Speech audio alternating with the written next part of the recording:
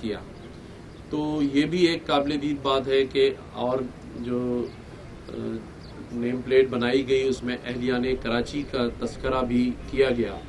تو میں تو یہ کہوں گا کہ آج کے بعد جتنے بھی افتتاح اس شہر میں ہوں اس میں اہلیان کراچی کو ضرور شامل کیا جائے اس تفریح میں، اور شہریوں سے اس کے فیتے کٹوائے جائیں. تو یہ ایک میں کہتا ہوں کم از کم بلدیہ عظمیٰ کے اندر جو ہے اس روایت کو رائج کر دیں آج کے بعد جو ہے. اس کے بعد ڈاکٹر سیف الرحمان صاحب نے جو نقشہ کھینچا اس کونسل ہال کا، اور انہوں نے بتایا کہ اس کے اندر جس طرح سے سٹنگ ہوگی میئر کے لیے، باقی کیفیٹیریا یہ وہ، لیکن اس میں ایک چیز جو آپ سے رہ گئی ہے اس کی نشاندہی میں کرتا ہوں کہ اس میں ہمارے پریس والوں کے لیے بہترین پریس گیلری ہونی چاہیے، میڈیا کے دوستوں کے لیے، فوٹوگرافرز کے لیے علیحدہ سے انتظام ہونا چاہیے تاکہ وہ بھی جس طرح سندھ اسمبلی میں ہے تو اس کونسل ہال میں بھی میڈیا کا جو شیئر ہے وہ ضرور ہونا چاہیے اس کے اندر، اور بہترین قسم کا ہونا چاہیے. اور جو عمارت 1932 میں ہمارے موجودہ جو کونسل ہال ہے اس کا جس طرح آپ نے تذکرہ کیا اس کے ایمبیانس کا، تو اسی چیز کا ریپلیکا یا اسی طرح کی جو ثقافتی ہمارا ایک ٹریڈیشنل ہے وہی عمارت کا یہاں پر بھی اسٹرکچر ہونا چاہیے. اس کی جو تزئین و آرائش ہے وہ بہترین زبردست قسم کی ہونی چاہیے.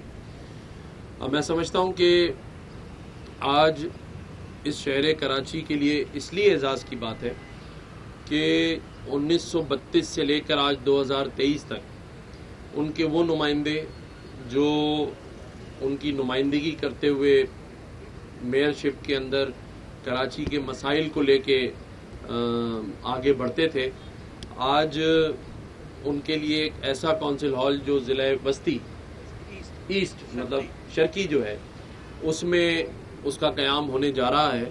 اور اس کی جو گنجائش ہے وہ میں نے ابھی ڈاکٹر صاحب کو کہہ رہا تھا کہ آپ اسے تقریباً 600 سے 800 کے درمیان رکھیں، اس لیے کہ آگے 10 سال اور 15 سال کی پلاننگ کے تحت یہ ہونا چاہیے کہ ایسا نہ ہو کہ پھر 5 سال کے بعد ہمیں پھر کم ہو ضرورت، کیونکہ پاپولیشن کراچی کی بڑھ رہی ہے. اور ویسے بھی میرا یہ ماننا ہے کہ یہ 3.5 کروڑ کا شہر ہے تو اس کی سیٹیں جو ہیں ویسے بھی 750-800 کی قریب بنتی ہیں، جو کہ کم گنے جانے کی وجہ سے پوری نہیں ہے. تو ہو سکتا ہے اگلے کسی سینسس میں پورا گن لیا جائے اچانک تو آپ کو یہ کونسل ہال چھوٹا نہ پڑے. تو اس کے اندر گنجائش پہلے سے ہی زیادہ ہونی چاہیے.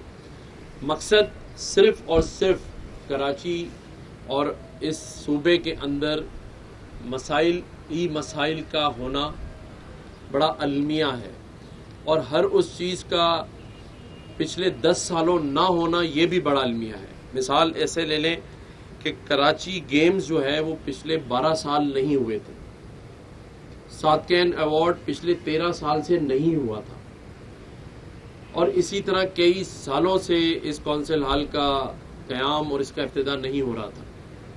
تو یہ بھی ذرا غور طلب بات ہے اس شہر کراچی کے رہنے والوں شہریوں کے لیے کہ کیوں کراچی پچھلے 12 سالوں سے ہی اپنی تمام چیزوں سے پیچھے ہے. کیا ایسی وجہ ہے کہ جو معیشت کا ہب ہے، پاکستان کا دل ہے، تمام ہی فرقوں قومیتوں کے رہنے والے لوگ اس شہر میں رہتے ہیں، ان کے بچوں کے سکولز بھی ہیں، اب قبرستان بھی ہیں، پھر بھی کیوں اور ایسا کیا ہے کہ اس شہر کی چیزوں کو کرتے ہوئے ہمارا دل دکھتا ہے؟ مثال اسی کی لے لیں کہ کیوں، یہ ایک سوال ہے، اس کو کون اٹھائے گا کہ 12 سالوں سے کراچی گیمز کیوں نہیں ہوئے؟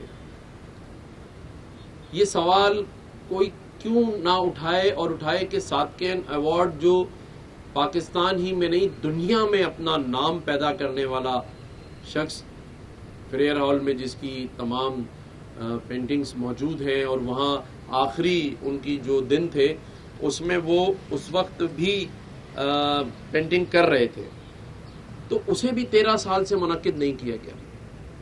تو یہ بڑا المیہ ہے، سوال ہے میرا کراچی کے لوگوں سے اور باقی ارباب اختیار سے کہ کیوں کراچی کو جو ہے وہ پچھلے 12 سال سے اگنور کیا جا رہا ہے.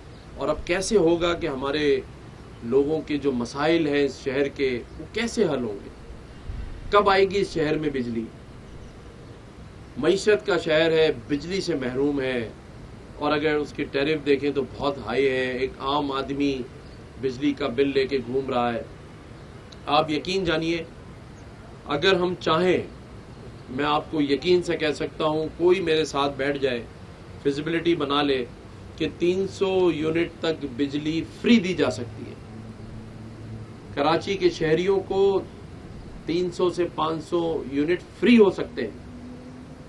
آپ کا معیشت کا شہر ہے، اتنی بڑا انڈسٹریل زونز ہیں، بیٹھ کے بات تو کریں.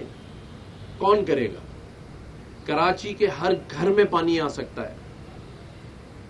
یار سمندر ہمارے پاس ہے، لیکن اس کے علاوہ بھی آپ کے حصے کا پانی موجود ہے. کب کریں گے؟ کون کرے گا؟ تو اس شہر کو پانی بھی نہیں مل رہا، بجلی بھی نہیں مل رہی. پھر آپ گیس کے اوپر آ جائیں، یہ شہر گیس سے محروم ہے. آج پورا شہر، پوری گلیاں، چاہے وہ ڈیفنس کی ہوں، چاہے وہ لیاقت آباد کے علاقوں کی ہوں، سوراب گوٹ کی ہوں، سب راستے کھدے پڑے ہیں، ٹوٹے پڑے ہیں. کوئی پوچھنے والا نہیں ہے، کوئی سوال کرنے والا نہیں ہے، اور سوال کریں تو پھر 100 جواب آ جاتے ہیں. ہمارے نعیم بھائی بیٹھے ہیں ایکسپریس کے، سمجھ رہے پتہ نہیں گورنر صاحب کون سی دنیا کی باتیں کر رہے ہیں. ابھی جیسی بات ختم ہو تو بس کوئی چٹپٹا سوال کرتے ہیں کہ پی ٹی آئی کا فیوچر کیا ہے. لیکن یقین کریں، اس شہر کے لوگوں کو کسی سیاسی جماعت کے فیوچر سے کوئی لینا دینا نہیں ہے. ایک 16 سال ایک ماں اپنے بچے کو پڑھاتی ہے، لکھاتی ہے، دعائیں کر کر کے. جب وہ کالج سے گریجویشن کرتا ہے تو پھر سوچتی ہے کہ میں نے 16 سال اس پر محنت کی، آج شاید یہ گھر کے حالات بدل دے گا. بیچاری کو چشمہ لگ جاتا ہے، آنکھیں کمزور ہو جاتی ہیں، لیکن المیہ یہ کہ 16 سال کے بعد بھی اس کی نوکری کا کوئی انتظام نہیں. تو اس شہر میں، اس صوبے میں کب ایسے حالات ہوں گے کہ نوکریاں بھی ہوں، ہاسپٹلز اچھے ہوں؟ اب ایک عام آدمی جا کے ایدی میں جا کے علاج کرا رہا ہے.